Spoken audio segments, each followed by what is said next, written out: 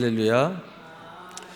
우리가 특별 요한계시록 새벽 성회가 진행되고 있는데 이제 마지막 시간, 한두 시간 남은 것 같습니다. 그러는 중에 제가 한 번은 설교를 해야 되겠다 이렇게 마음을 먹었는데, 하이라이트는 오늘 새벽에 했고 중요한 설교, 교훈적 중요한 설교를 오늘 하기로 해서 오늘 말씀을 증거하도록 하겠습니다. 생명책에서 지워지지 않는 은혜의 믿음이라는 제목으로 요한계시록 22장 18절에서 19절의 내용으로 오늘 하나님 말씀을 증거하도록 하겠습니다. 사랑하는 성도 여러분, 오늘 우리는 신구약 성경 66권의 가장 마지막 장, 가장 마지막 절에 위치한 하나님의 엄중하면서도 견고한 거룩한 경고의 말씀을 마주하고 있습니다. 사실 우리는 이 땅을 살아가면서 원하든 원치 않든 우리는 모두 인생의 수많은 마침표 앞에 서게 되며 그 앞에서 흘러나오는 엄중한 경고를 마주하게 됩니다. 오늘 본문이 바로 인류 역사의 거대한 구속사적 마침표 앞에서 주시는 하나님의 최종적이고도 우주적인 경고입니다. 우리가 읽은 요한계시록 22장은 하나님의 묵시와 계시, 그리고 구약의 창세기에서 시작된 인류의 역사와 구원의 대서사시가 마침내 완성되는 정경의 대단원입니다. 완성된 하나님의 나라의 새 예루살렘 성이 선포되는 영광스러운 순간입니다. 그런데 하나님께서는 이 아름다운 천국의 소망을 마무리하시면서 성경의 맨 마지막 장에 부드러운 축복의 약속 대신에 두렵고도 무서운 심판의 경고를 못 박아 두셨습니다. 만일 누구든지 이것들 외에 더하면 하나님의 이 책에 기록된 재앙들을 그에게 더하실 것이요, 만일 누구든지 이 예언의 말씀에 제하여 버리면 하나님이 이 책에 기록된 생명나무와 및 거룩한 성의 참여함을 제하여 버리시리라. 아멘. 이 말씀은 하나님의 계시의 완결성에 손을 대는 자는 거룩한 성 천국에 들어가지 못하고 그의 이름이 생명책에서 도말, 즉 흔적도 없이 지워지게 될 것이라는 종말론적 심판의 메시지입니다. 무엇이 진짜인지 가짜인지 분간하기 힘든 영적 혼돈의 시대 속에서 어떻게 해야 우리의 믿음이 생명책에서 흐려지지 않고 끝까지 빛날 수 있을지, 본문이 변증하는 영적 진리를 신학적 거울 앞에 비추어 마주하시면서 오늘의 현재 속에서 진정한 복음의 영광과 모든 축복의 통로가 되시기를 축복합니다. 아멘. 첫째로, 말씀에 더하지 않는 믿음은 혼합주의를 배격하는 복음의 절대성을 신앙 고백하는 것입니다. 본문 18절은 말씀에 무언가를 더하는 자에게 이 책에 기록된 재앙들이 배가 될 것이라고 경고합니다. 여기서 말씀에 더한다는 것은 하나님의 특별 계시만으로는 무언가 불완전하다고 여기는 인간의 영적 오만입니다. 즉 순전한 복음 위에 인간의 종교적 욕망, 세속적 철학, 그리고 인본주의적 계산을 섞는 혼합주의를 의미합니다. 오늘날 현대교회와 성도들을 위협하는 가장 무서운 변질이 바로 이것입니다. 예수 그리스도를 믿음으로 구원을 받지만 그래도 세상의 성공과 물질적 번영이 뒷받침되어야 그것이 구원의 온전한 증거요 진짜 복이다. 모든 하나님으로부터 오는 것이 선물들이요 우리의 믿음의 본질은 아닙니다. 그러나 마치 선물들이 증거요 본질이라도 되는 것처럼 하는 것은 십자가 복음 위에 기복주의와 번영 신학을 교묘하게 덧칠하는 모습들입니다.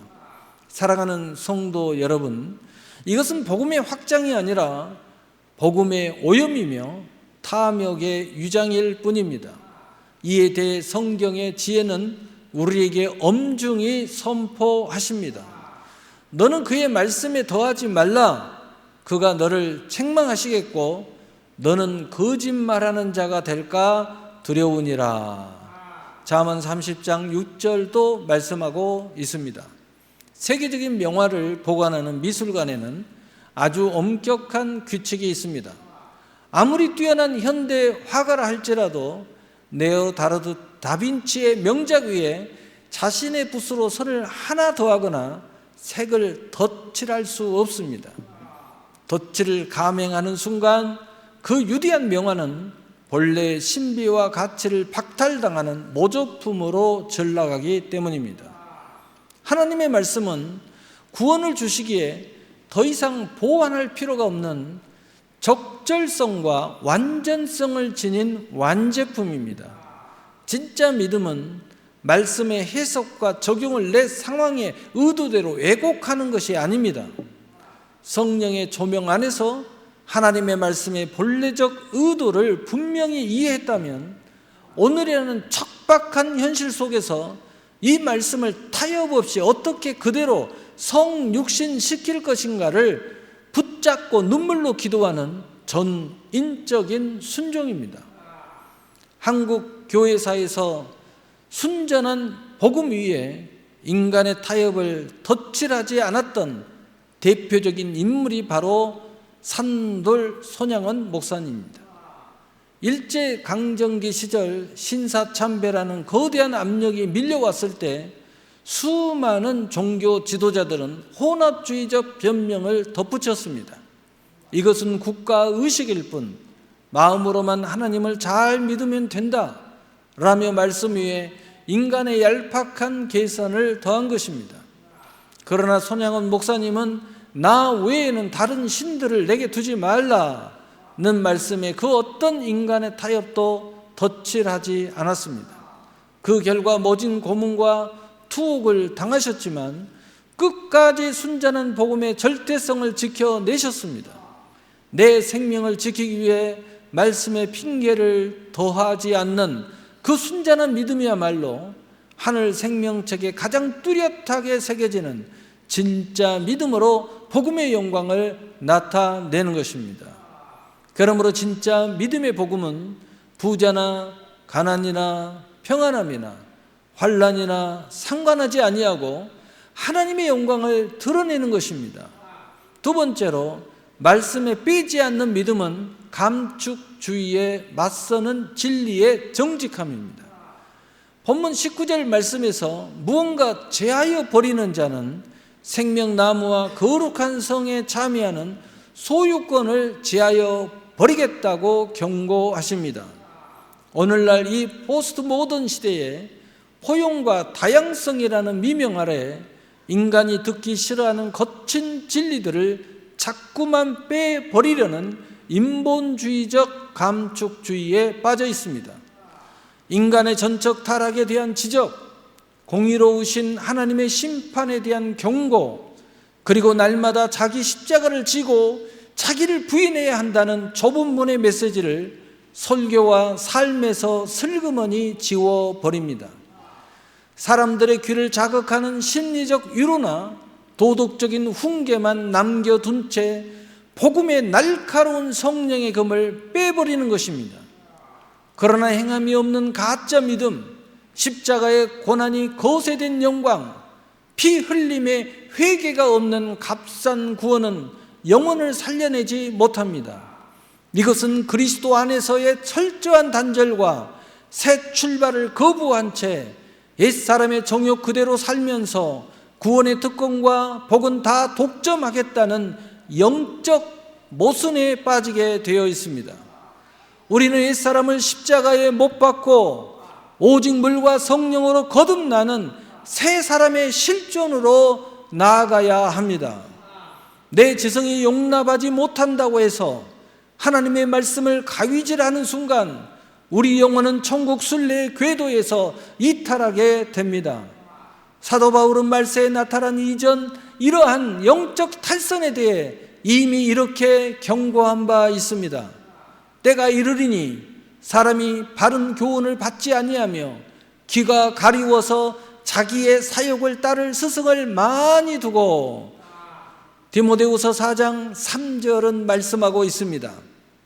비행기가 거센 기류를 뚫고 높은 하늘을 안전하게 항해할 수 있는 이유는 정비사가 정비 매뉴얼에 설계된 아주 작은 나사 하나, 부품 하나조차 임의로 제거하지 않고 그대로 유지하기 때문입니다. 이 작은 나사 하나쯤은 무게만 차지하니 빼도 괜찮겠지 하고 빼버리는 순간 비행기는 공중에서 역학적 균형을 잃고 대참사를 맞이하게 됩니다. 우리의 신앙 항해도 마찬가지입니다. 내 감정에 맞지 않는다고 십자가와 좁은 길의 말씀을 내 삶의 영역에서 재버린다면 우리의 믿음은 결국 파선의 비극을 맞이하게 될 것입니다. 사랑하는 성도 여러분, 달면 삼키고 쓰면 뱉는 실용주의적 종교인이 아니라 내 마음에 찔림이 오고 아픔이 와도 하나님의 모든 말씀을 정직하게 받아내는 계시의 소유자가 되심으로 신령한 하나님의 복음의 영광의 길로 나아가시기를 바랍니다. 셋째로, 생명책에서 지워지지 않는 믿음은 역사적 현실 속에서 종말을 살아내는 순례자입니다.